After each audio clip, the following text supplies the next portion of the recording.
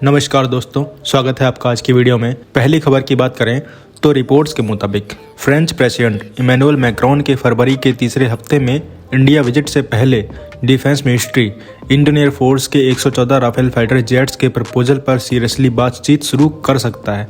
इस पूरे प्रोजेक्ट की एस्टिमेटेड कॉस्ट लगभग 3.25 लाख करोड़ रुपए बताई जा रही है।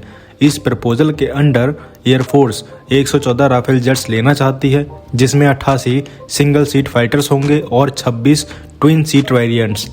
Single seater jets frontline combat role के लिए होंगे, जबकि twin seater advance mission, pilot training और कॉम्प्लेक्स स्ट्राइक ऑपरेशन में काम आएंगे। एयरफोर्स का मानना है कि ये डील उसके 4.5 जनरेशन फाइटर गैप को फिल करने के लिए बहुत जरूरी है, खासकर जब पुराने एयरक्राफ्ट धीरे धीरे रिटायर हो रहे हैं। पिछले महीने ये प्रपोजल डिफेंस प्रोक्योरमेंट बोर्ड से क्लियरेंस ले चुका है और अब हाई लेवल मिनिस्ट्री मीटिंग में इस पर फाइनल डिस्कशन होने की संभावना है। डिफेंस ऑफिशियल्स के मुताबिक करंट सिक्योरिटी सिचुएशन को देखते हुए एयरफोर्स इस डील को ऑपरेशनली काफ़ी अर्जेंट मान रही है।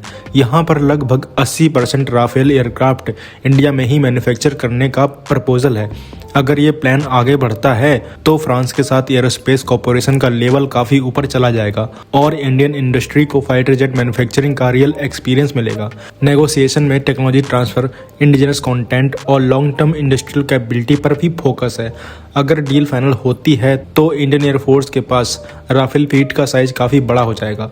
अभी एयरफोर्स के पास 36 राफेल हैं और 114 नए फाइटर आने पर यह नंबर 150 हो जाएगा। साथ ही इंडियन नेवी के लिए भी 26 राफेल एम एयरक्राफ्ट प्लान किए गए हैं, जिससे आर्मी और नेवी दोनों मिलकर एक स्ट्रॉन्ग राफेल इकोसिस्टम बना पाएंगे।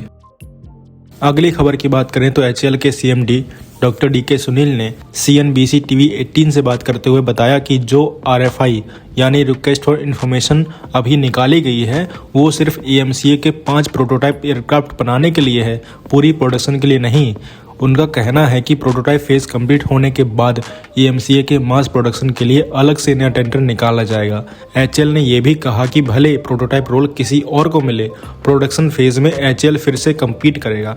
ये क्लेरिफिकेशन इसलिए इम्पोर्टेंट है क्योंकि AMCA इंडिया का पहला 5th जनरेशन स्टील्थ फाइटर होने जा रहा है। प्रोटोटाइप स्टेज पर एयरक्राफ्ट का design, stealth shaping, flight control system, avionics और इंटीग्रेशन टेस्ट होता है। गवर्नमेंट का मानना है कि पहले डिजाइन और टेक्नोलॉजी रिस्क कम हो जाए, उसके बाद प्रोडक्शन स्ट्रेटजी फाइनल की जाएगी। लेकिन डिफेंस एक्सपर्ट्स ये भी कह रहे हैं कि fighter aircraft program practical world में इतने सिंपल नहीं होते।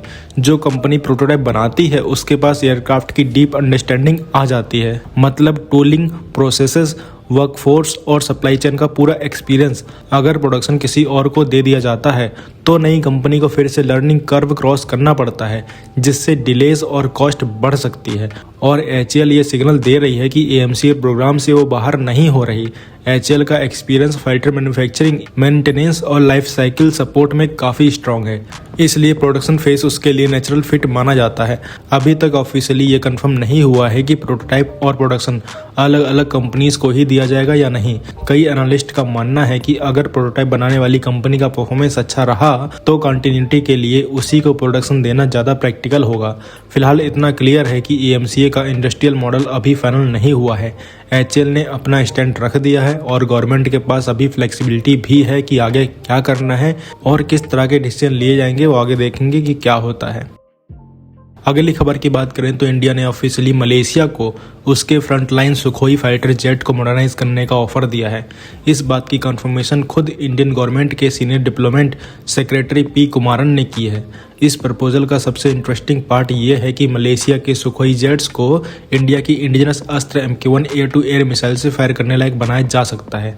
मलेशिया की एयरफोर्स के पास 18 SU-30 MKM फाइटर जेट्स हैं। ये एयरक्राफ्ट डिजाइन और स्ट्रक्चर के लेवल पर इंडिया के SU-30 MKI से काफ़ी मिलते जुलते हैं। दोनों का एयरफ्रेम कॉन्सेप्ट सेम है, इंजन थ्रस्ट वेक्टरिंग वाले हैं और फ्लाइट कंट्रोल सिस्टम भी ऑलमोस्ट सिमिलर फिलॉसफी पर बेस्ड है। फ़र्क सिर्फ एवियोनिक्स और मिशन सिस्टम में है, जहां मलेशिया ने रशियन, वेस्टर्न और लोकली इंटीग्रेटेड इलेक्ट्रॉनिक्स का मिक्स यूज किया है। और क्योंकि इंडिया के पास SU-30 MKI फ्लीट्स है और सालों से HAL और इंडियन इंडस्ट्री ने इस एयरक्राफ्ट के मेंटेनेंस, स्पेयर और अपग्रेड में डीप एक्सपर्टीज हासिल की है, इंजन स्पेयर से लेकर ब्रेकिंग सिस्टम और पैराशूट असेंबलीज तक इंडिया ऑलरेडी इस प्लेटफॉर्म को अंदर तक समझ चुका है। इस एक्सपीरियंस को मलेशिया के सुखोई फ्लीट के लिए यूज करने का ऑफर इसलिए दिया गया है। इस पूरी बातचीत का सेंटर पॉइंट अस्त्र MK1 मिसाइल है और ये मिसाइल पहले से ही इंडियन SU-30 MKI पर ऑपरेशनल है और लॉन्ग रेंज एयर कॉम्बैट में काफ़ी कैपेबल मानी जाती है।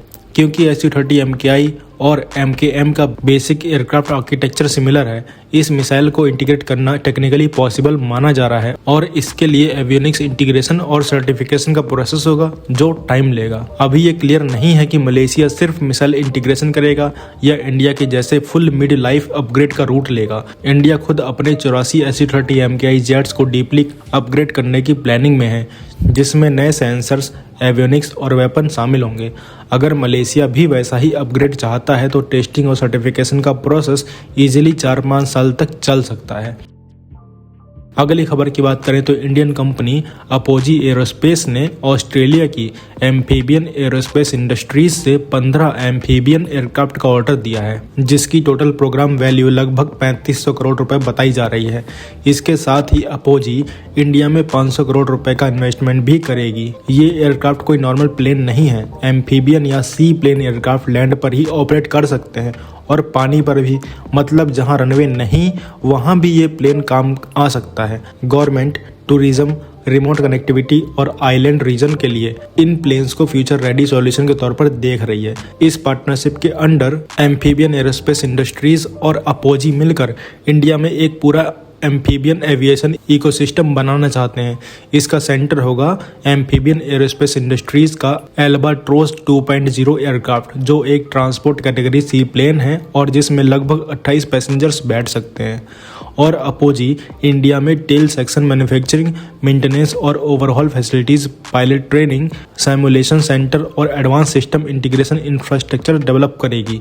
मतलब एयरक्राफ्ट आएगा भी और उसका मेंटेनेंस और मिलिट्री कन्वर्जन का काम भी इंडिया में ही होगा। इस कोलैबोरेशन के तहत अपोजी एरोस्पेस को इंडियन सब कॉन्टिनेंट के लिए एम्फीबियन एरोस्पेस इंडस्ट्रीज का एक्सक्लूसिव ऑथराइज्ड पार्टनर बनाया गया है, खासकर डिफेंस और गवर्नमेंट रिक्वायरमेंट के लिए। और Australian company amphibian aerospace industries के CEO गोपी रेड्डी के मुताबिक पहला एल्बाट्रोस 2.0 एयरक्राफ्ट अगले 18 से 24 महीनों में इंडियन मार्केट में आ सकता है।